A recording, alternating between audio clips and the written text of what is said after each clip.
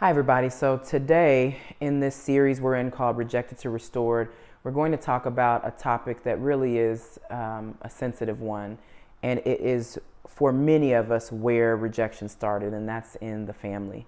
And so I have asked certain people to send in questions that they have concerning that topic. And I've asked them to send it in a way that I don't know who's asking. That way I am allowing the Holy Spirit to speak through me and not any bias about the actual person who asked. So I'm going to ask my helper here. What is the first question? How do you truly believe that you have been accepted and loved by your Heavenly Father when you have been rejected by your earthly mother and father? Oh, wow. That is a question that I think so many of us have. And it's one that so many of us struggle with because a lot of us have unfortunately been rejected by the people who, in a way, brought us here. And our foundation can be so shaky when our parents, who are the first figures that we ought to be able to depend on and rely on for love, when they don't do that properly. So the way that I would approach that is a few different ways. So one is that I had to learn personally in my own life that even if a person in my family who I'm supposed to be able to trust does not fulfill that role the way that God has ordained it or the way that He desires for it to be, I had to separate that from who God is. And for me, I often tell people this story, especially when they ask me, how did you come to know God? I've known the Lord since I was 3 years old. And I always say that He came to get me young because He knew I was going to need somebody. And because He did that, even though I went on to experience a lot of rejection very young from lots of different directions, He was always that still place for me.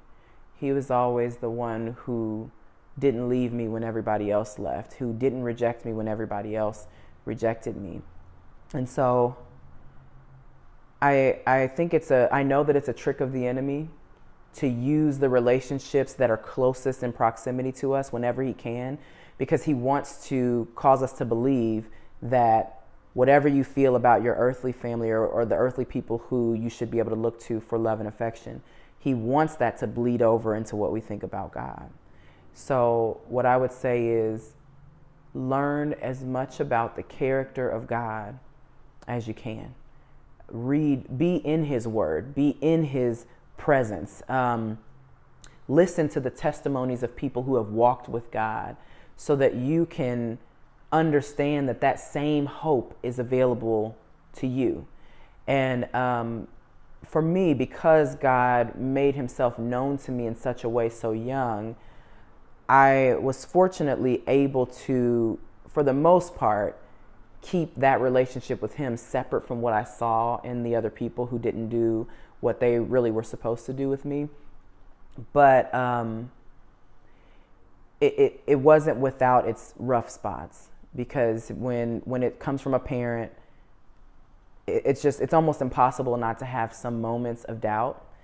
But the other thing that I try to keep in mind is that in the earthly relationships that I had growing up in my family that were not what they were supposed to be, I realized that there was a lack of demonstrated love. That some of those people would, with their lips, say certain things, and some of them wouldn't even say it. But some of them with their lips say certain things, but there was no demonstration. All of the actions of their hands and the actions that followed, they didn't support the thing that was said. And so it would have been very easy for me to say, well, then nobody is capable of demonstrating love. But that is why whenever God calls me to witness, or even when He just calls me to pray for someone, I tend to end with a brief portion about the crucifixion. Because the Bible says, greater love hath no man than to lay down his life for his friends.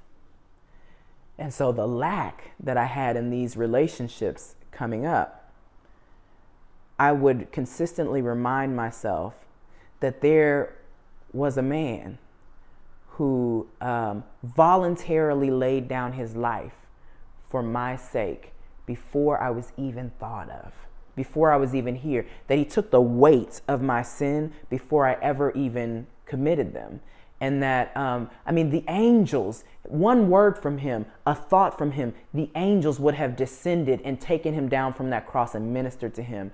But he chose to hang there while his Father turned his face away from him and bear the burden of my sin. And whenever I think of that, it just reminds me of the verse that says, even if my father and mother forsake me, the Lord will lift me up.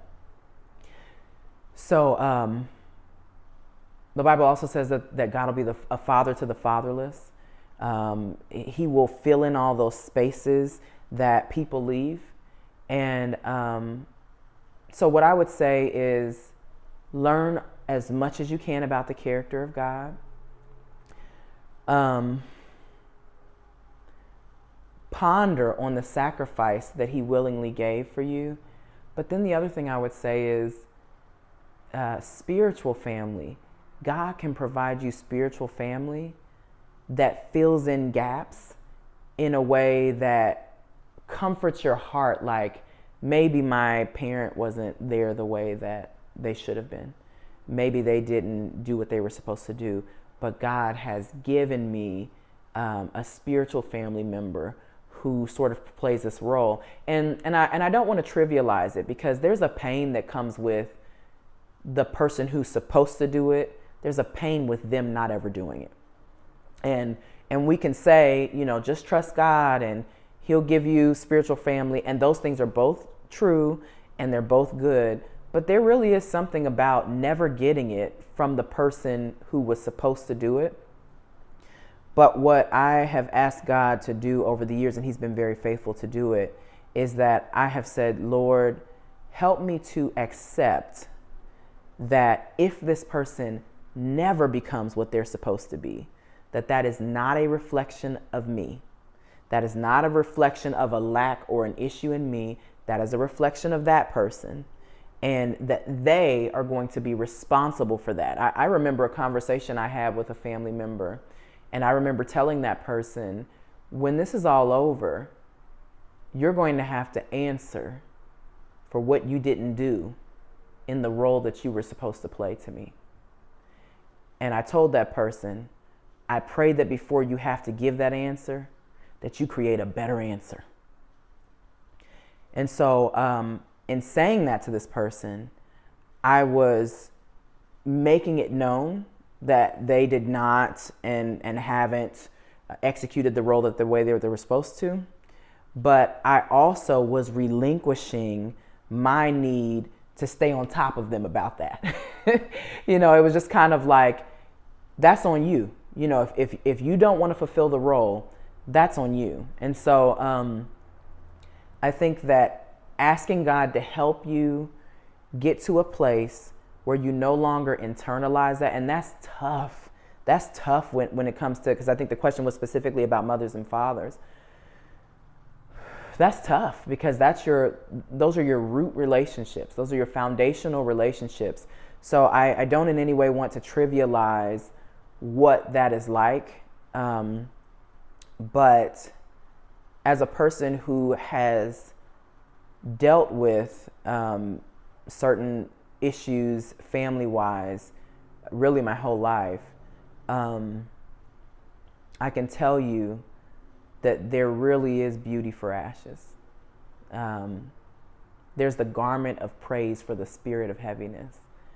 And there's a way that God can come in and validate you.